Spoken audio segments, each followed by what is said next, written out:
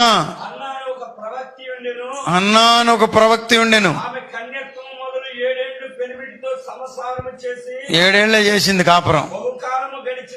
బహుకాలము గడిచినదై 4 సంవత్సరములు విధవరాలై ఉండి దేవాలయము విడవక ఉపవాస ప్రార్థనలతో రేయింబగలు సేవ చేయుచుండెను. అదిగో మీకు తెలియదు, కొంతమంది ఆ పదం ఇందాక వాడితే అసలు మన ఇండియాలో ఆ పదానికి కొంచెం కష్టం అవుద్ది జనానికి. విధవరాలు అంటే వాడటానికి కూడా నాకైతే ఇష్టం ఉండదు. ఎందుకనంటే అంత తక్కువగా.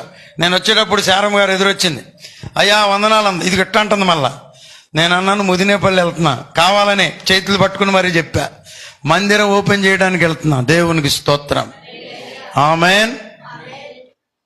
విధవరాలంటే చాలా మందికి గిట్టదో, కనబడదో. మా మందిరం ఓపెన్ చేసినప్పుడు అయితే వాళ్ళందరిని ముందు పెట్టి మరీ చేశాను నేను.